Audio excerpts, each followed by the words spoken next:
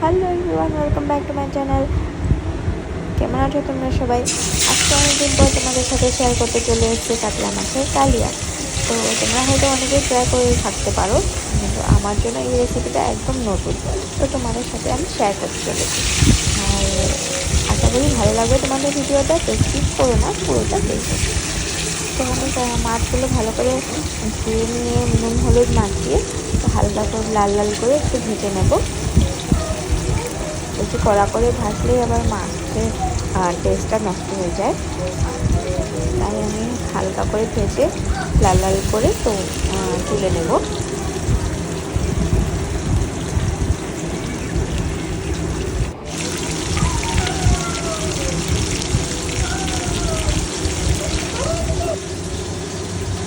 তো এই যে দেখো, আমি পেস্ট করে রেখেছি পেঁয়াজ রসুনটা খুব একটা দিইনি, দুটো মতো দিয়েছি। আর দিয়েছি কালো জিরের পরিমাণটা একটু বেশি দিয়েছি। আর দিয়েছি জিরের গুঁড়োটা তোমরা না চাইলে স্কিপ করতে পারো, কিন্তু হালকা করে একসাথে সাথে দিয়ে দিয়েছি। আর দিয়েছি নুন হলুদটা এখানটায় দিয়ে দিয়েছিলাম, দিয়ে একসাথে পেস্ট করেছি। আর একটু লঙ্কার গুঁড়ো দিয়েছি। লঙ্কার গুঁড়োটা একদম সামান্য পরিমাণে দিয়েছি, একটু কালারটা আসার জন্য। তাছাড়া তোমরা না চাইলে নাও দিতে পারো। আমি কাঁচা লঙ্কাটাও দিয়ে দিয়েছি এটার মধ্যে। এখন আমার কাঁচা লঙ্কাগুলো তো একদমই ঝাল নেই, তোমরা জানো। তো এর জন্য ঝালের জন্য একটু লঙ্কার গুঁড়ো একটু দিতে হয়। তাও এই কালারটা আমি একটু অন্যরকম করতে চাইছি, তাই লঙ্কার গুঁড়োটা দিলে এই টেক্সচারটা যেটা কালারটা এসছে তো সেটা থাকবে না। এর জন্য খুব একটা দিইনি, একদম সামান্য পরিমাণে দিয়েছি।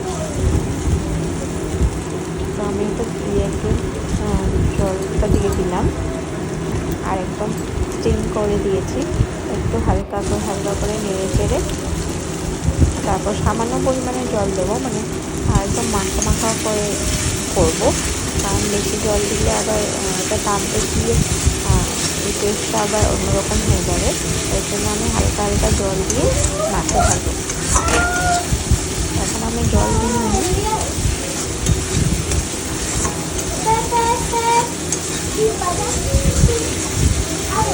তোমরা যারা এইভাবে ট্রাই করোনি তারা অবশ্যই ট্রাই করে দেখতে পারো। আশা করি তোমাদের সবারই ভালো লাগবে, কারণ মাছ একভাবে খেতে থাকলে ভালো লাগে না। তো একটু অন্যরকমভাবে করলে খাওয়া যায়। দেখতে পাচ্ছ সামান্য পরিমাণে আমি জল দিয়েছি। একটু জলটা ফুটে গেলে তারপর মাছগুলো এটার মধ্যে দিয়ে দেব। আমি খুব একটা টানাবো না, কারণ একটু মাখা ভাবে করবো ভাবছি। আর একটু ধনেপাতা ছড়িয়ে দিয়ে দেবো। আর তোমরা চাইলে একটু মিষ্টিও দিতে পারো। আমি ওই একবারে পেস্টের মধ্যে একটু হালকা করে দিয়ে দিয়েছিলাম, কারণ আমি খুব একটা লঙ্কা দিইনি এর জন্য।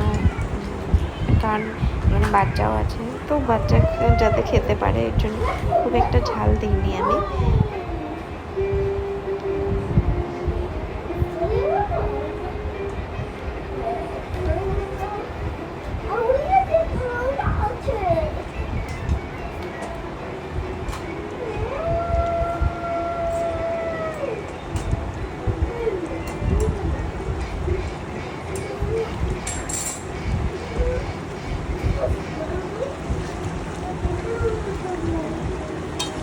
তো আমি এক হাতে ক্যামেরাটা ধরেছিলাম আর এক হাতে নাড়ছি, এর জন্য আমার একটু অসুবিধা হচ্ছে।